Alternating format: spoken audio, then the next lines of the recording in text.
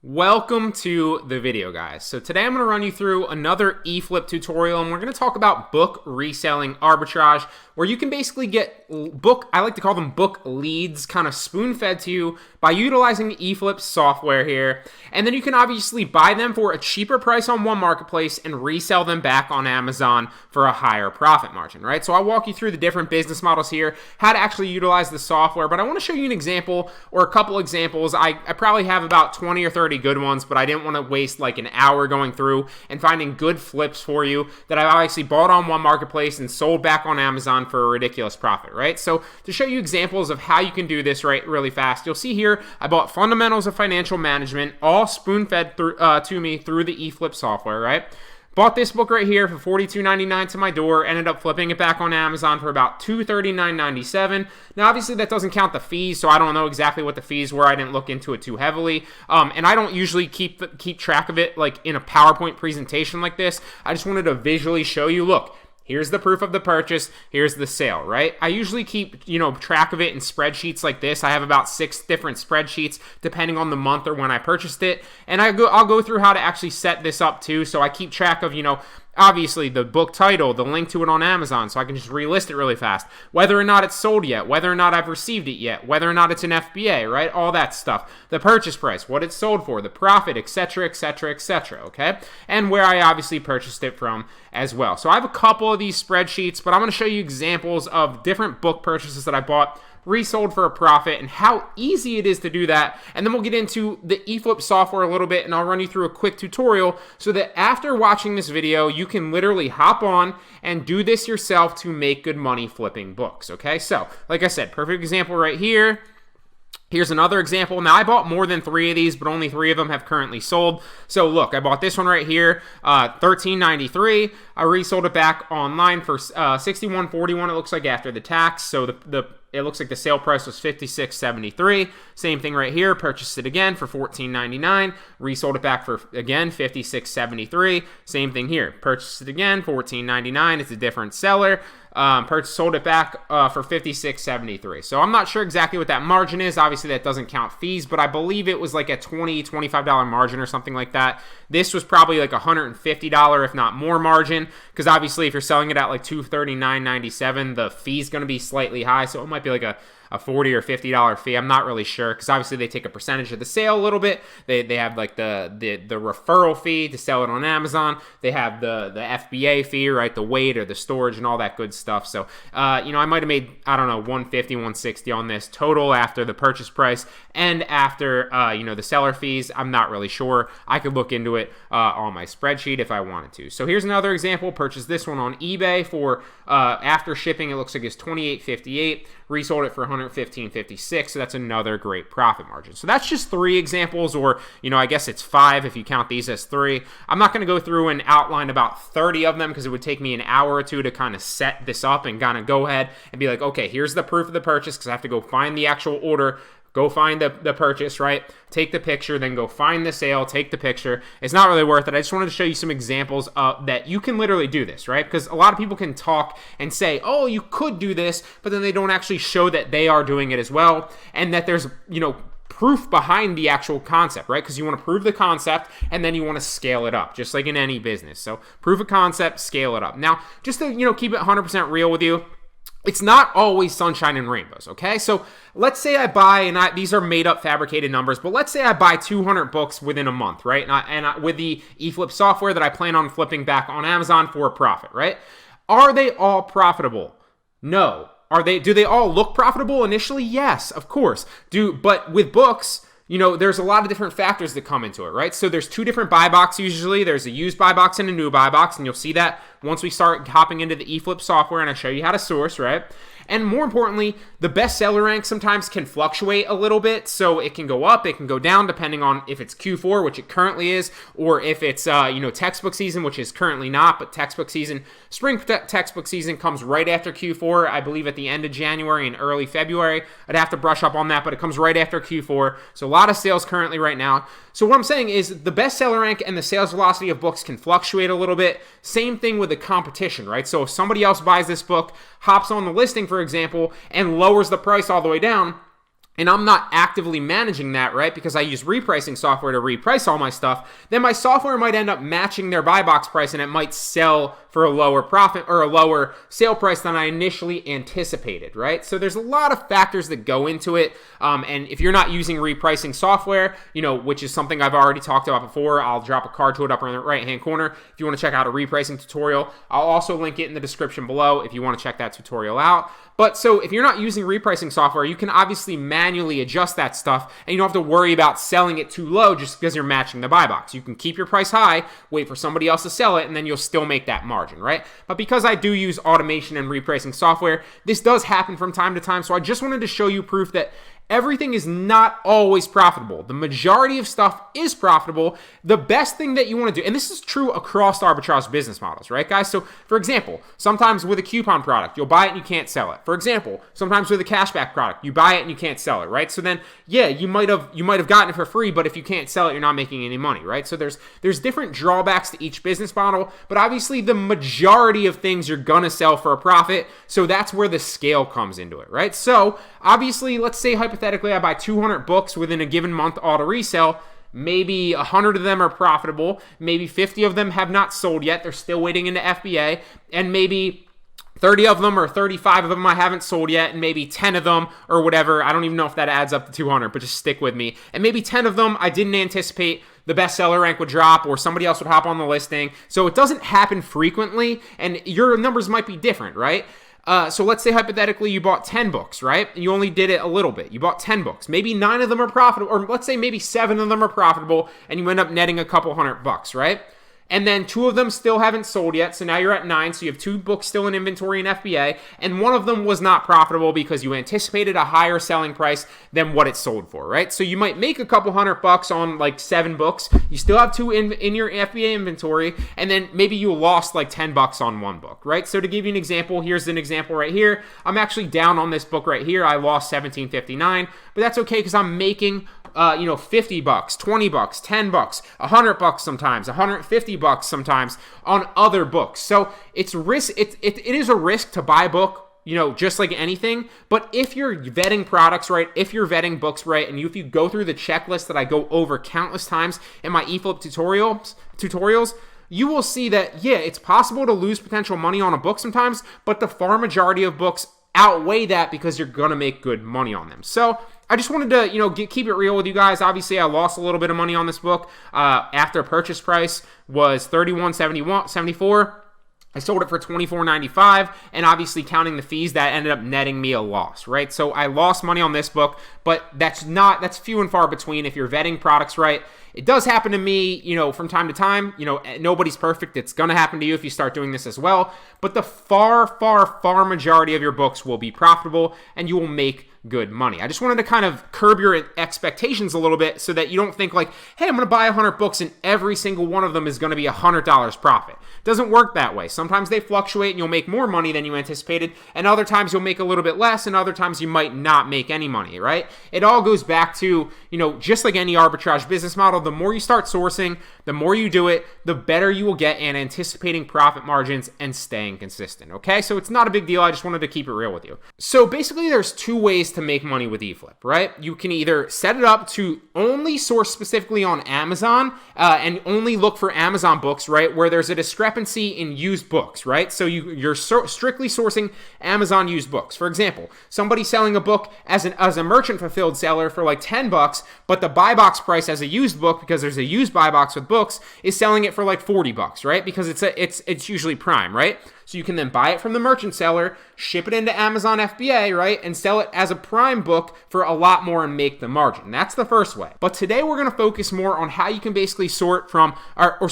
basically set this up so that you can check potential book leads on Amazon and then see if there's other marketplaces, so like other book marketplaces or other sales places where you can buy that book for a lower price and then send it into FBA to make the margin, right? So basically used books and new books. I have tutorials on all of this. I'll drop the playlist which up in the right hand corner if you want to check those out. So how do you set this up?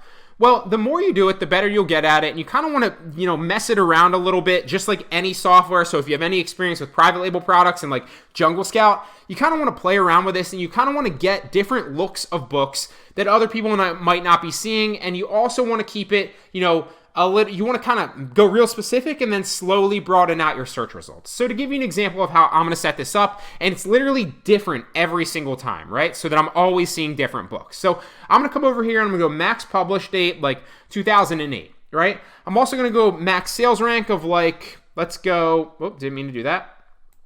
That was on the wrong one. So max published, or max rank will go like 1,999, right? So a perfect example of that is like, instead of going 200,000, why don't you go like 199,000 so that you're seeing all the other books that somebody just putting in 200,000 wouldn't see, right? So you're seeing like a potential 100 other books.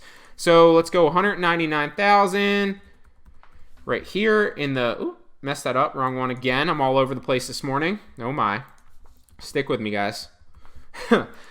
So we have max rank now 199,000, max publish date 2017, and a minimum publish date of 2018. Obviously no minimum rank. So used offers, there's going to be no limit on the max, no limit on the max for me. Minimum used offers, we'll set it to like one minimum used offer and like, I don't know, 12 max used offers, right? So new offers will go 9 and we'll go 1. So actually, you know what? Let's broaden it a little bit. We'll go 12.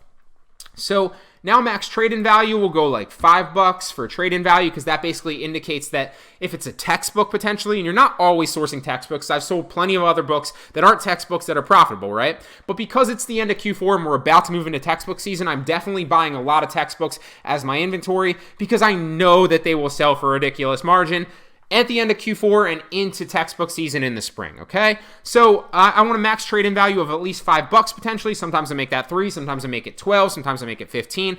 Like I said, I switch it up every time to get different looks of different books that the software is going to spit out to me, okay? So the whole thing behind the trade-in value is if you put a little bit of trade-in value, it still makes sure that your book is current, right? Because there's still a trade-in value for it. Then it's still being used in some place, right? In some college, there's still a potential variation or version of that book that is being used, and it's not completely outdated, right? Because the worst thing that you could potentially do, well, not the worst thing, because you could always return it potentially, but one of the worst things you could do is buy a version of a book that's outdated that nobody uses anymore, hence also the minimum and max publish date, okay? So if you don't understand that, it's fine, but that's just play around with these numbers, you'll get better at it, okay? So max Amazon price, we'll say like the minimum Amazon price, we'll say like $33.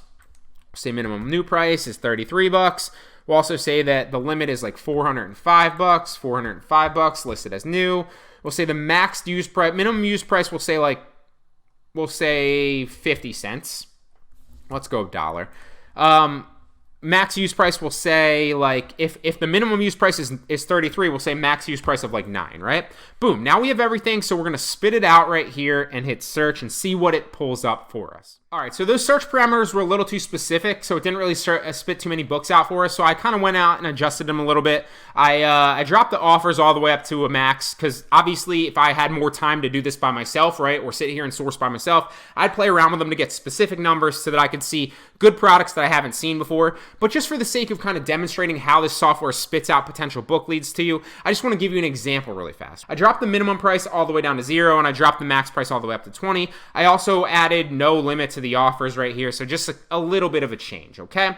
So, and also dropped the max trade-in value down to 3. So obviously, in the future, if you're doing this, you can kind of make them a little bit more specific slowly and then hone it in that way if you want to, and then search that way. All right, so it spit out a good number of books. So just like I said right here, one of the best ways that you can utilize this software is you want to click this right here. And one of the best things too is you'll notice that some of them are green and some of them are like gray. So see how this one's gray and this one's still green?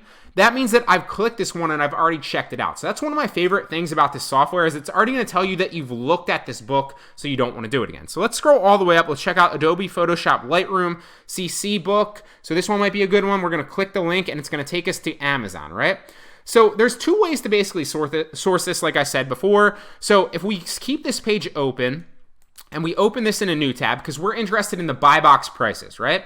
So 2 ways, like I said before. I'll give you the brief one of used really fast, and then we'll hop into the new sourcing. So with the used, you'll see that there's both a used and a new buy box. So the used buy box is currently at a used good condition, and it sells for 22 bucks. But see here, if you go back to the original page, there's somebody also selling a merchant fulfilled book right here as used good. So they're fulfilling it by merchant, and they're only selling it for like, what is that, like $9, $9.50. So there's a potential profit margin there of 12 bucks to be made if you can buy it from this seller, ship it into FBA, and then sell it for 22 bucks, right? So I always ship a number of books in at once. I'm never just shipping this book into FBA. If you just ship one book into FBA, it's going to end up costing you like 4 or 5 bucks per book because it costs you like 4 or 5 bucks to ship a box in, right? But if you ship like 10 or 50 books in at once, then it's practically going to negate the shipping cost. I think I just made up a word. It's going to negate the shipping cost because you're shipping so many books in at once, so then it might end up costing you like 20 cents a book or like 50 cents a book. So that makes a huge difference in your cost, right? So I'm going to hit the AMZ Scout calculator here, and we're going to try to run these numbers. This still isn't working for me. It's kind of pissing me off. So it hasn't been working recently, so I have to look into why this plugin stopped working. So I'll just pull up the FBA calculator right here, and we're going to run through an example of whether or not this would be a profitable used book to do, right? So let's take the ISBN, and we're going to take it into Seller Central to see if we can sell it. So can we sell it? And we can sell it in new and collectible and used condition. So with books, and this is a mistake I made initially, so I'm not perfect, I make mistakes too. I thought that books were a completely ungated category because they've always practically been that you could resell any book. Now, that is usually the case with about 99.9% of books. However, that said, there are some books that are like really, really low rank that you are gated to sell. So just make it a habit of always checking if you can sell it, regardless of the online arbitrage business model. Even though 99.9% of the time with books, you will be able to sell it. But just check so that that one-off potential case, you're aware, okay? So we can sell it. Now it's taken into FBA, and we'll take that same ISBN into the FBA calculator because we don't have the freaking plugin that just pops up on the page some reason. So let's select it, and this is just going to give us an indicator of the potential costs that they're gonna have for keeping this into FBA, so we know if it's a profitable item, right? And I probably will barely make any money buying this used for whatever that is. So $525. Let's add it up really fast because that's gonna be relevant. So let's slide this over really fast. So we have $525 plus $3.99 for shipping plus 56 cents for tax, and then it ends up costing us $9.80. So if we come back, the cost of our product is going to be $9.80, right, to ship it into FBA. The ship to Amazon, I'm going to estimate like 50 cents, even though it'll probably be a lot cheaper than that because I'm going to ship like 50 books in at once. I just sent a recent shipment. It was like 87 books, and it was practically negated the cost. So I think it was 3 boxes, 87 books total, and every single book ended up being like 10 cents a book. It was super cheap. So back to this now. What's the item price? It was $22 if we sell it from the new used buy box, which we can obviously match the price and potentially share the buy box because they're both going to be used good conditions, and my seller metrics are good. Seller metrics don't play a huge part in getting the buy box. It's more about price and availability to the customer. So if you match the price and you also have it into FBA as somebody else does, your availability to the customer is going to be relatively similar. Your price is going to be the same, so chances are you will share the buy box for the majority of the time, okay? So the price is, I already forget that, is 22 bucks. So let's see if we're then profitable. And we're profitable, but only by 85 cents. So it's clearly not worth it to buy this book as used from this seller right here and resell it and ship it into FBA to sell it for 22 bucks, right? Now, sometimes there'll be a bigger discrepancy, so this will be cheaper, right? The cheapest used book will be cheaper, and the buy box will be higher, right? And then there's obviously a better margin there, so that might be a way that you want to go do it. That's a perfect example of sourcing it as used. So instead, we're going to actually see if this is a profitable book to source new. So then we're concerned with the buy box new price, which is 36 bucks, right? So same thing. If you come back into the same listing right here on eFlip and you come down to the bookfinder right here, it's basically attached to bookfinding software that's going to shoot out all the potential sale prices across the web, right? And that's a great resource to have so you can see if you can buy this for cheaper potentially and then ship it into FBA and resell it. So you'll also see over here it's going to list you the used books, and all the prices and where they're potentially selling at. So that's another great way you can check if you're going used books. But I'm interested, like we talked about, with the new books. So over here, somebody's selling it on eBay for $21.99. It looks like somebody's selling it for $25.94, etc., etc., etc. Now, you always want to make sure with new books that you're not buying an international edition. So always read the description to make sure that it's not an international edition. Sometimes it will be international, and then avoid that. I've talked about that in the past. But for the majority of books that you're sourcing through, just check if it's an international edition or not, okay? If it's not an international and doesn't say anything about that, then you're allowed to resell it. So just check, just like I said, just like checking to see if you can sell it, just go through that as a rule of thumb to make sure. Not saying it will happen to you, but you always just want to make sure, okay? So this is probably not profitable. You're going to buy it for $21.99. It only resells back for $36, so let's change these then. If the item price is $36, it costs us another 50 cents to ship it into FBA, and our cost of the product is $21.99.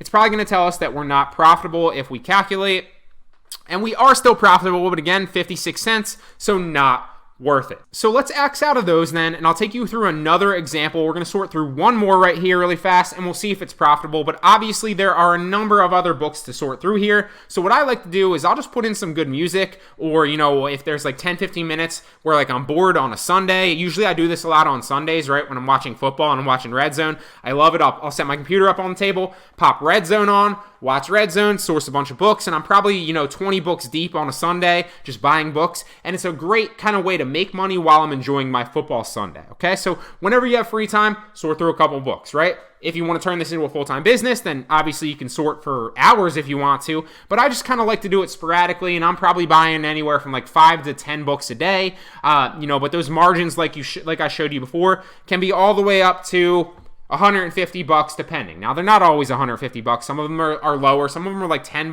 Some of them are $5. Some of them are $20. But the majority of books that I'm buying from eFlip are usually really good margins. So let's try one more really fast. We're going to click this again, and it's going to take us here. So is there an opportunity to buy it used and resell it as used, or is there an opportunity to buy it new and resell it as new? Let's check it out. So it looks like the used price right here is about, what is that? Like almost $15, because this is almost, so, or that's not 15, I can't add. What is that? 411, I can't do math today, almost $12. So let's open up this other tab because we're interested in the buy box prices, right? So the used buy box is $18.97, so there's probably not a margin there to buy it from this seller right here at, you know, $12 and then ship it into FBA for $18. I probably won't net anything. I might even lose a little bit of money. So you can't buy it as used, it looks like right there, but can you buy it as new? And keep in mind that you can also sort through this, like I'm going to show you in a second. You can go to bookfinder and see if there's a better opportunity to buy it used on another marketplace, which I rarely do that. It looks like somebody's selling it on eBay for $10.11, so it's a little bit cheaper, but still probably not a good margin. I'll take it in just to show you anyway. Although you'll get better at kind of seeing ahead of time, so you don't have to waste your time with this. I already know it's either going to net me practically nothing again, or I'm going to lose money on it. But let's just check for the sake of showing you really fast before we check the new. So used buy box price is $18.97. Shipped to Amazon will estimate 50 cents, but like I said, it's usually cheaper than 50 cents, and my cost of the product, if I buy it on eBay, is $10.11. So $10.11 then. Am I going to make any money or not after fees? I'm actually going to lose $169 after fees, so that's a bad product, right? So same thing goes. Let's reboot this. I don't know why I just went back. I didn't have to do that. I also want to check with that ISBN if I can even sell it first, because if I can't sell it, none of this matters. So I can sell it in new collectible and used conditions. Always go through that as a part of your checklist. So now we're interested in the buy box new price. And the buy box new price is about $101.32. So let's go check to see if there's an opportunity here. And it looks like there is. This is a great opportunity. So I'm probably going to buy this book if it checks out. So on eBay, boom. Somebody's selling it for $29.99. It doesn't say anything about potentially having it as an international edition, so let's click the listing and check it out. And it's going to take us to the listing. Is this an international edition? I don't see anything international. I don't see anything international, and obviously I had to read through this really fast to make sure, so I'm going to do that after this, but I'm not going to read through it on the, right here, right now to, basically waste your time, but I'm obviously going to make sure, always check to see if there's anything in there that says international edition. It doesn't look like this is, so this looks like it's a good product, so $29.99, so then if I sell it, and we search that again, right, that's the same book, right, it is. We search that again. So the item price, then if I sell it as new and ship it into FBA to get the new buy box, is 101.32. So 101.32. Shipping to FBA is going to stay 50 cents. And then our cost of product, I believe, was $29.99. It was $29.99. Boom. So let's see what we're going to make. Perfect example right here. I rest my case. So you're going to make about $50 margin on this if you buy it for $29.99. Ship it into FBA and sell it and match the buy box price at 101.32. I'm going to buy this as soon as this video ends. It's a perfect example of another book, and it might not sell right away. Another thing to keep in mind is the potential bestseller rank of a book, right? But if you're setting your eFlip software up to, relatively low on max rank, you don't really need to worry about it, but I always tell people you can really go up to books all the way up to 1 million bestseller rank, but keep in mind that you're going to be sitting on them for a while, right? So if you want to flip books faster, maybe stay underneath 250,000, or if you really want to wait on a book for like a couple weeks, maybe go up to like 500,000. But I'd keep it obviously just like any other form of arbitrage. The lower bestseller rank indicates more potential sales. Now books sell more frequently, right? So a 200,000 rank in books is going to sell a lot more than a 200,000 rank, which is practically selling nothing in another category, right? So it's a different thing, but like I said, the more you source, the better you'll get at it. So what's the bestseller rank of this one? 91,000. It's obviously selling very well. And if Jungle Scout's working, which clearly my Google Chrome has stopped working, it's just frustrating with me, and I'm going to have to figure out how to fix that. But it's clearly selling very, very well, so this will flip fairly quickly. So perfect example of a good book that you can buy using the eFlip software. I would have never found this if eFlip didn't spit this out for me. It was literally the second one. So if I wasn't creating this tutorial right now, I would have found that in like a minute, and boom, I've already made $50 in like a minute just buying this, shipping into FBA. Super, super simple. And that's just one example of books, guys. You can scale this up to the max.